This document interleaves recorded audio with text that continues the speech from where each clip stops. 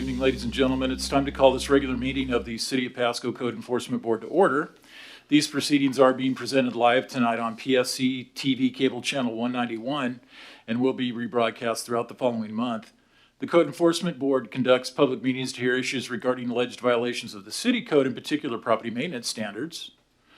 For those of you online here with us tonight, and you're given the opportunity to address the board, we ask that you state your name and address at the beginning of your testimony. Let's now have roll call. Mr. Daniel Gottschalk. Present. Mr. Dwayne Van Beek. Present. Ms. Mary Gutierrez. Present. Mr. James Rawlinson. Present. We have 4 members present. We have a quorum. Thank you. The next item of business on tonight's agenda is the approval of the minutes from the January 4th, 2021 meeting. May I have a motion, please? Actually, sir, that's the February 4th. Oh, February 4th. Mm-hmm. Oh, okay. Approval of the minutes from February 4th, 2021 meeting. May I have a motion, please? I move that the minutes of February 4th, 2021 meeting of the Code Enforcement Board be approved as mailed. Is there a second? I second. It's been moved and seconded. We accept the minutes as they were mailed. Is there any further discussion? All those in favor say aye. Aye. Aye. Opposed? Motion carries. We will now hear cases tonight for March 4th, 2021 at 7 o'clock for alleged violations of the Pasco Municipal Code. The City of Pasco is a petitioner. Property owners and their authorized representatives here to address the city's charges are the respondents. The purpose of these hearings is to determine whether the city, by a preponderance of the evidence, has proven that the violation charged has occurred upon certain properties owned or controlled by the respondents, and if so, whether the required corrective action is reasonable and whether a monetary penalty is appropriate. The procedures are as follows. First, the chair will open the hearing, which is being recorded. To ensure the accuracy of the testimony, each person who will be testifying shall be sworn to truthfulness. Second, the city has a burden of proof and shall present its case, including any witnesses and exhibits that are relevant to the case. The respondent may cross-examine the city and the city's witnesses. Third, the respondent shall present their case, including any witnesses and exhibits that are relevant to the case. The city may cross-examine the respondent's witnesses. Fourth, the city will have the opportunity for rebuttal of the respondent's evidence raised in their case, and the respondent may answer the city's rebuttal. Fifth, after all the evidence is in the record, the hearing will be closed. Remember, this is your only opportunity to present evidence in your case. And then finally, the board members will discuss the charges, facts, and evidence presented, then we will render a decision. A copy of the decision will be mailed to all parties within 10 working days of the hearing. Mr. Chair, we're ready to hear tonight's cases. Before we begin, will you please explain the procedure for providing testimony and swearing all city staff, respondents, and any other witnesses who have appeared here to offer testimony? Okay. The folks that are online, I will just swear you in as you come up for your case. If I could get all city staff that are going to testify tonight, please stand and raise your right hand.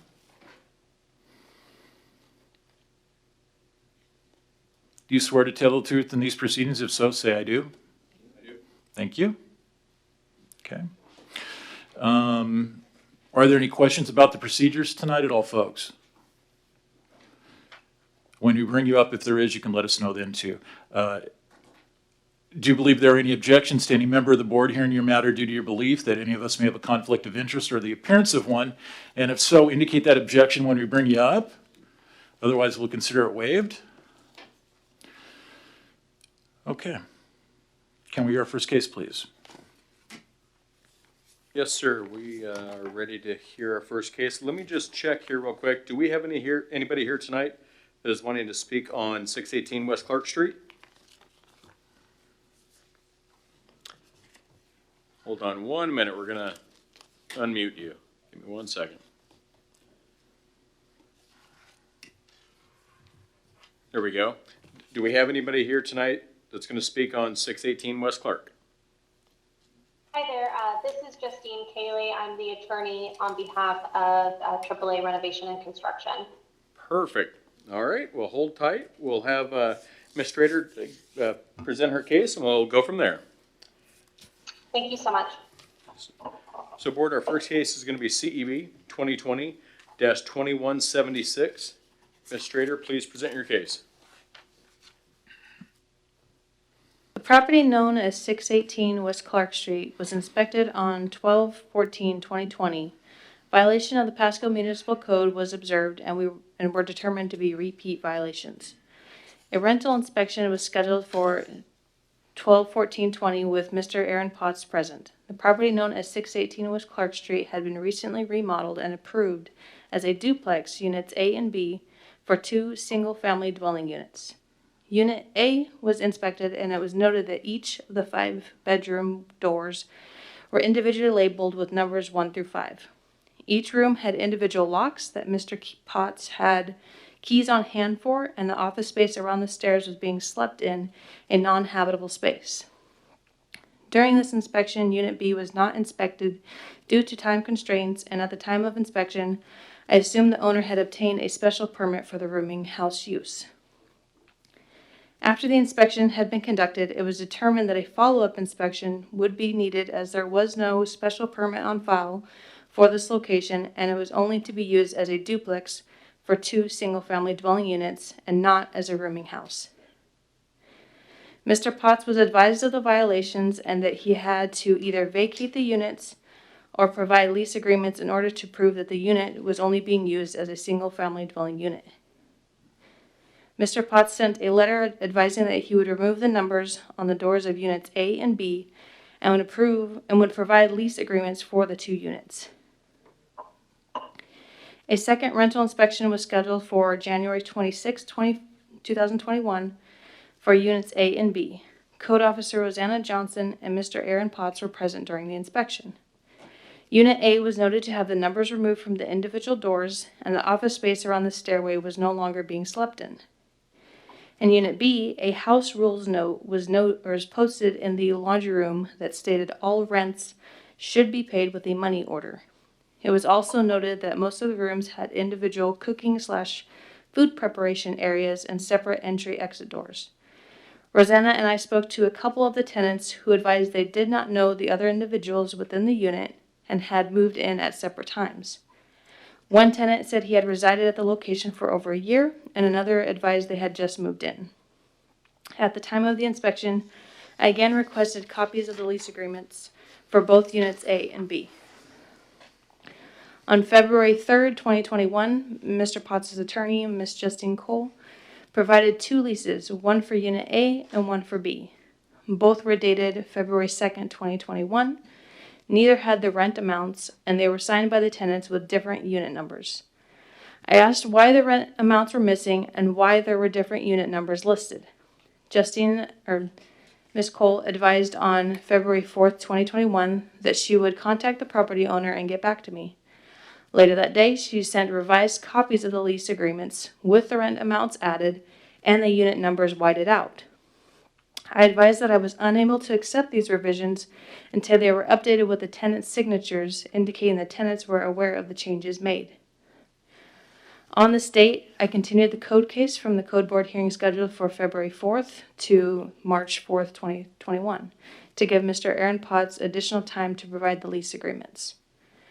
On February 5th, a third copy of the 2 leases were provided with the updated information and the tenants' initials/signatures next to the revisions. Previous notices were sent on the following dates: September 11th of 2019 for code case CEB 2019-0982 due to failure to provide correct number of dwelling units on rental license application, business number 33386, only approved for units A and B upstairs. A repeat notice of civil violation was issued on December 15th via property posted. The property owner was legally notified on December 15th of the conditions, which I believe to be repeat violations of the Pasco Municipal Code. Based on the final inspection of the property, which was completed on February 5th, 2021, it is my opinion that the property is in compliance at this time. The City of Pasco recommends that AAA Renovation and Construction shall pay an immediate monetary penalty of $200 for failure to maintain the property free of the same violations during the period of abeyance on prior code case CEB 2019-0982, and pay $200 for a repeat penalty for case CEB 2020-2176. All right, thank you. Ms. Cole, you'll be representing Mr. Potts, is correct? I have the PowerPoint as well. What? The PowerPoint? Oh, I'm sorry, go ahead. That's okay. How do I fix the little camera?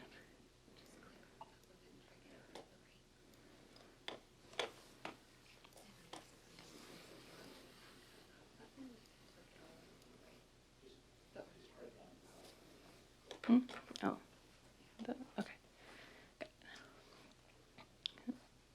Okay, cool.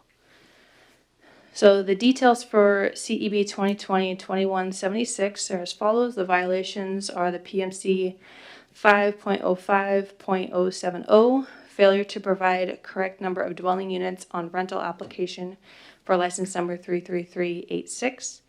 License was only approved for duplex and not as a rooming house. PMC 256020, conversion of property from duplex to rooming house does not follow zoning standards for R2 zone. And IPMC 404.44, upstairs office space around stairs in Unit A is a non-habitable space and must be vacated. The resolution, the violations were corrected. The floor plans for the property are shown here. We have units A and B labeled just below the site plan. This is the upstairs portion of it, and this is the downstairs.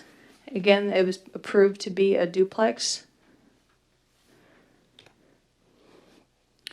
During the December 14th inspection, here is a photo of the upstairs office space that was being slept in near the stairs. As you can see, there's not enough room for proper egress. This is a copy of the letter that Mr. Potts sent the city advising that he would remove the numbers and letters on the doors of units A and B, and he would also provide separate lease agreements for both of those units. During our January 26th inspection, we were able to inspect Unit B, and we noted that there was a shared kitchen space upstairs, as well as an individual kitchen in one of the units downstairs that was separate from the other rooms. And in this rooming unit, there was this kitchen space and dining area.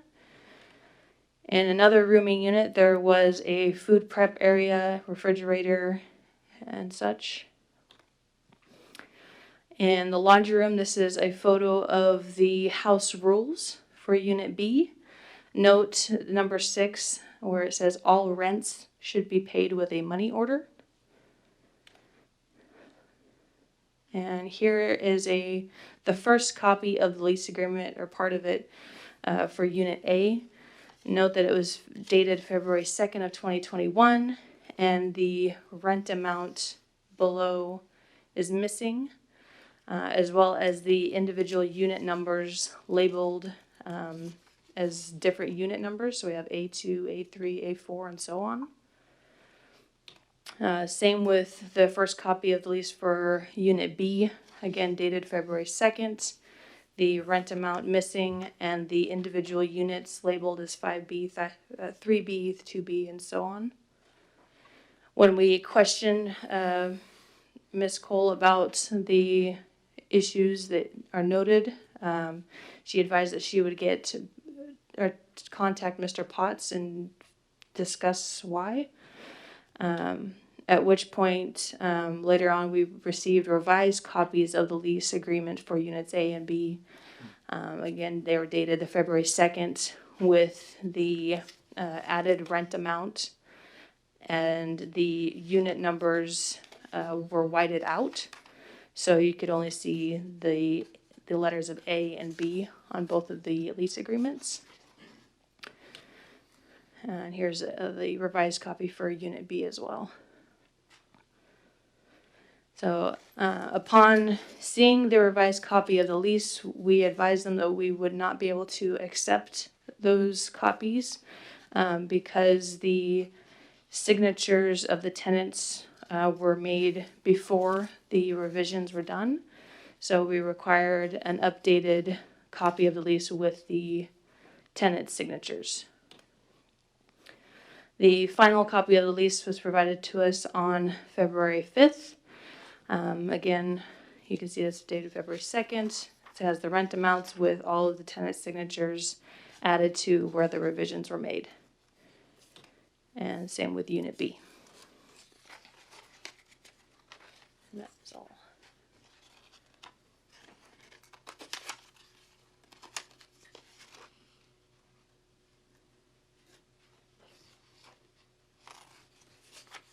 That's all she had, Mr. Chair. Okay, very good. I was just checking out the last here. We got quite a bit of stuff. Okay, Ms. Cole, can you hear me all right? I can. Can you hear me? I can. Would you mind, just for the record, stating your name and address, please? Yes, my name is Justine Cayley. My last name is spelled Koehle, and my office address is 2415 West Falls Avenue, Kennewick, Washington, 99336. Okay, Ms. Cayley, what would you like to tell us about the case? I believe we Thank you need so to much have her for your sworn time. in. What's that? I believe we need to have her sworn in first. Thank So- you. I appreciate that. Ma'am, do you swear to tell the truth in these proceedings? If so, will you say I do? I do. Okay. All right, go ahead now. Thank you so much for your time. My argument is purely a legal one as far as what the definitions contained in both the Pasco Municipal Code as well as the IMPMC. First of all, a rooming house under ICC Section 202 is defined as a building arranged or occupied for lodging with or without meals for compensation and not occupied as a one or two family dwelling. Unit A and Unit B were being occupied by the tenants in this situation as a single family dwelling.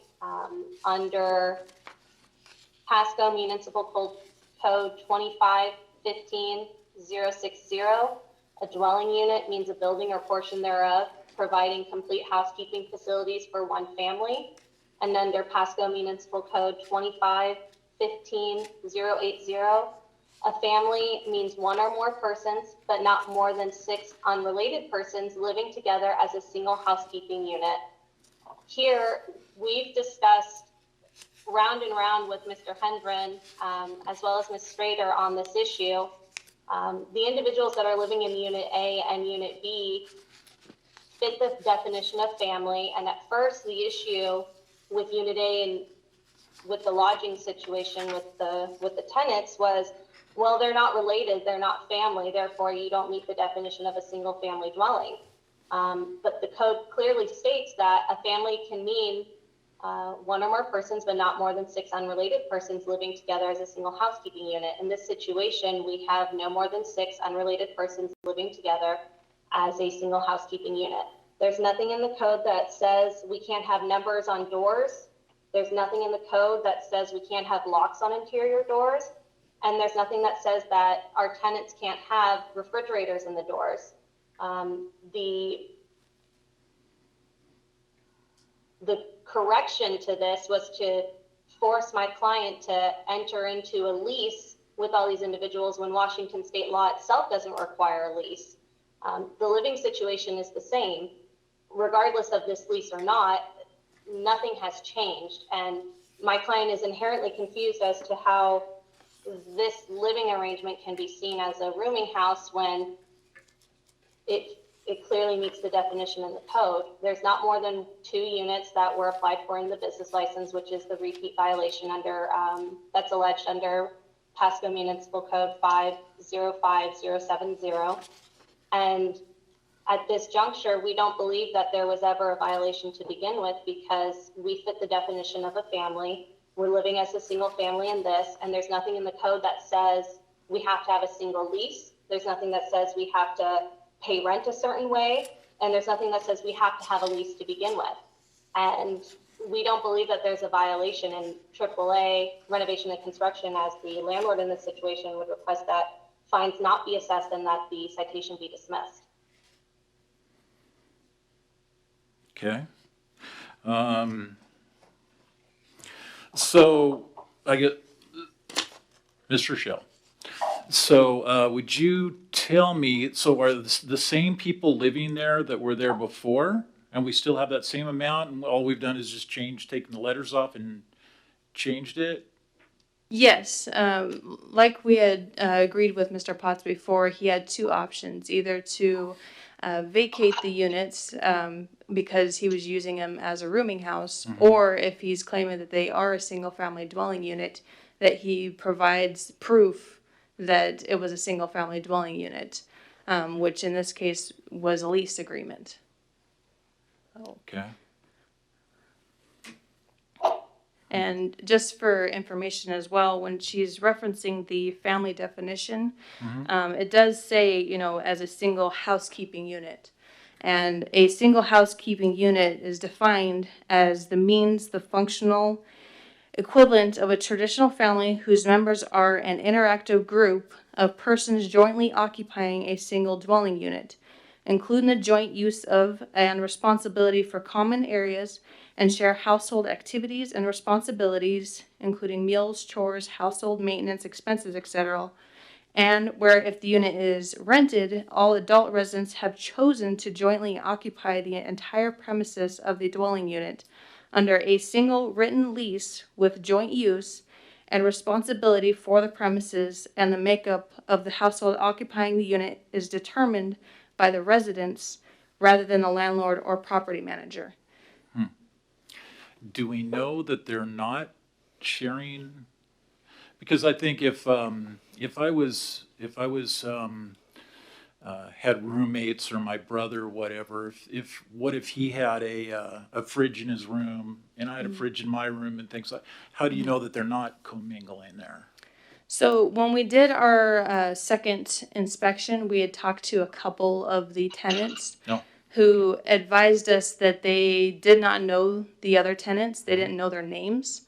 And had moved in at different times. So we had one that moved in, over a year before, and the one that had just moved in. So it appeared that the tenants didn't even know each other.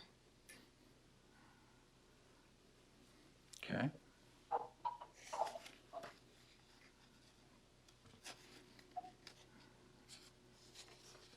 How many rooms are in each unit? Unit A has 5 bedrooms, and Unit B, I believe, has 4.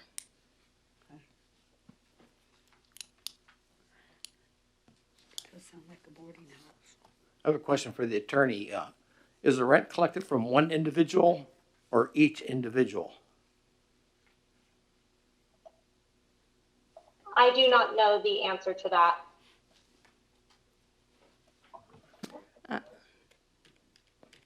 The house rules that we found in Unit B clearly states all rents, plural, should be paid with a money order. Because to me, if it's a single-family unit, one person would be responsible for the rent. Correct. And if it was a family unit, we wouldn't have to have 5B, 3B, 2B Well, that's all been removed. on there. Yeah, but still. Yeah, they were whited out. It would seem to me that it would be, it's a stretch to say that if each individual room occupant of that has to pay rent and has individual locks on a door, that would certainly be stretching, in my opinion, the term family. Mm-hmm. Mm-hmm. Yeah, and if they don't really know each other, some of them.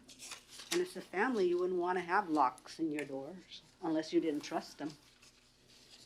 Well, my family, I might, but I got a couple of brothers, but no, I understand what you're saying. Oh, do we have any other questions? Ms. Kaylee, do you have If I anything? may, Is there I anything? apologize. Is there anything else you'd like to add, ma'am? Yes, Ms. Strader quoted the definition of single housekeeping unit. However, that is not the definition that is provided in the Pasco Municipal Code or the IMPC. That definition is from the Law Insider Dictionary. That is not code. Instead, housekeeping unit under the valid code in Pasco, which is the ICC section 202, a housekeeping unit is defined as a room or group of rooms forming a single habitable space equipped and intended to be used for living, sleeping, cooking, and eating. We're not talking about single housekeeping unit that is actually defined in the code. This is from dicta and other sources. It's not from the code. And whether or not the way these people interact with each other would classify them as, quote, a family under the traditional sense, quite frankly, doesn't matter under the municipal code.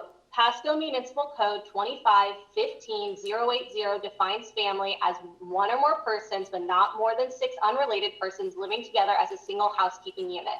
Here, a housekeeping unit is they're all cohabiting, and even under this definition that Ms. Strader is citing to, that again is not applicable code, says that they are joint use of responsibility for common areas and sharing household activities and responsibilities. Look at these house rules. They're doing their laundry, no smoking on the property, no overnight guests, all rents, please clean off the lint trap after every load.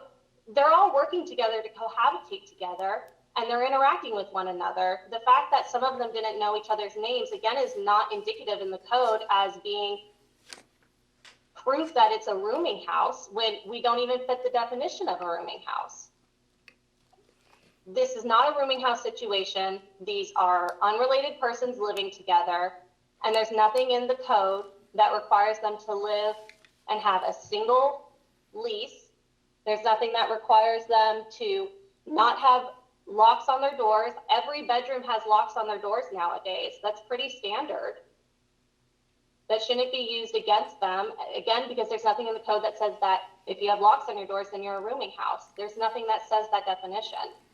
And we would again respectfully request that these fines not be issued against AAA Renovation and Construction, because this was being used as a single dwelling unit per the code. Okay. Can you tell us what, Ms. Strader, ma'am? Would you tell us what is she correct about what the Pasco code says about that?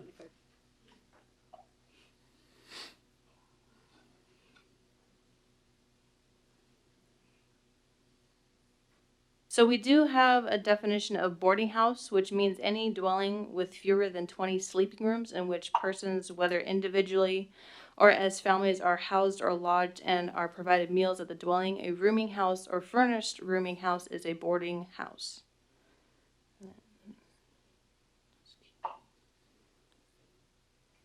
And then if you look under housekeeping, go here.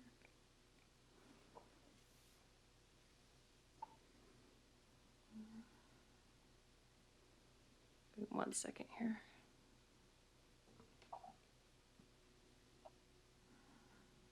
And I will also provide the definitions to the board when we're done. Yeah. I'll provide copies of it. Yes, sir. Oh, okay, very good.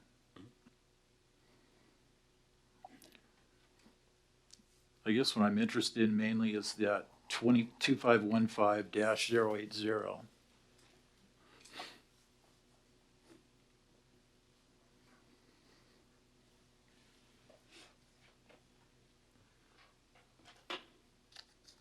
Mr. Chairman, and for the others, as the attorney stated at the beginning of her remarks, this is purely a legal argument at this point in time. She's quoting the code and she's quoting definitions, etc. So I'm not sure that I'm qualified to make an interpretation of those legal definitions, and if the Pasco Municipal Code in fact reflects those requirements. I don't have that information available to me at this point, and I'm wondering if it would be wise to continue this to the next meeting and have the Pasco City Attorney provide an opinion with regards to the ordinances and Pasco Municipal Code and its applicability to this specific instance. And the reason I was going to have you read that again is I'm hearing conflicting information, basically. At least that's just my opinion. Miss Kaylee, she's very clear in what she says. I understand what she says. They don't have to be related or even really know each other to be living there. I'm oversimplifying it. But then some of the other, when you read about rooming house and things like that, it's conflicting to that, to where they're not jiving. And I could see how you could have a case on either side of that and argue that somehow. Is she correct on the 2515080? Do you have that there? I do have that definition, and it does say means one or more persons, but not more than 6 unrelated persons living together as Yeah. a single housekeeping unit. I believe the definition that she's looking under is under dwelling unit, which means a building or portion thereof providing complete housekeeping facilities for one family. I don't see an actual definition for Because if it housekeeping says they're units. unrelated, is that they don't have to be related, then that means they're not family then, right?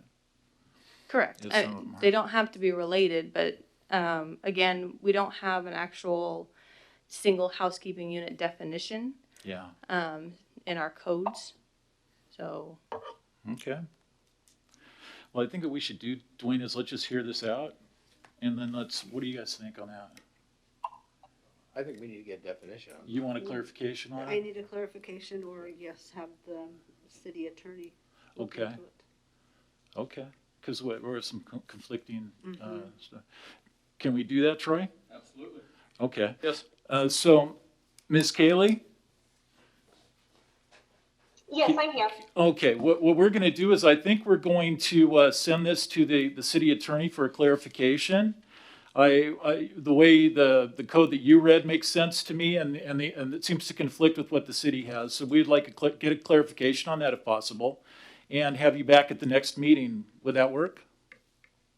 Yes, that works for me. And before we adjourn, I'd like to address one thing, if that's acceptable to the board. Sure. Thank you. Ms. Strader pointed out the boarding house definition under 2515-040. And it says that the individuals are provided meals at the dwelling. There's nothing, there's no evidence before the board right now that there were any meals being provided by the landlord or by anyone for that matter to any of the individuals residing at the dwelling. And this wouldn't fit the definition of a boarding house. And if a rooming house is a boarding house, the transitive property of that is a boarding house is a rooming house. And here we don't fit the definition Right. of boarding house under 2515-040, and we certainly don't fit the definition of rooming house under the ICC either. Yeah. Okay. All right. So what we'll do is we'll table this and give it to the city attorney, and then we will talk to you at the next meeting. Thank you, I appreciate that. And just for my clarification, will Ms. Strader be, or someone from the city be sending a notice of the meeting, just so I have it on my calendar? yes, you will get a continuation notice. Perfect, thanks so much. All right, Ms. thank you, Strader. ma'am. We appreciate it. Okay, we'll just jump right to do we have any more cases on the agenda tonight? No, sir. Okay, we'll jump right to the resolution. Do we have any amendments or dismissals to the resolution, and may I have a motion, please? I move that the board approve resolution 03/2021 as amended, finding that code violations have been corrected and may be dismissed, deferring action on certain cases until proper notification is made, accepting voluntary correction agreements, and assessing penalties and imposing timeframes on certain cases. Is there a second? I second. It's been moved and seconded. We accept the resolution as amended. Any further discussion? All those in favor say aye. Aye. Aye. Any opposed? Motion carries. Do we have a report from staff? No, sir. Any other business? No, sir. There will be no further business before the Pasco Code Enforcement Board tonight. This meeting is declared adjourned at 7:34.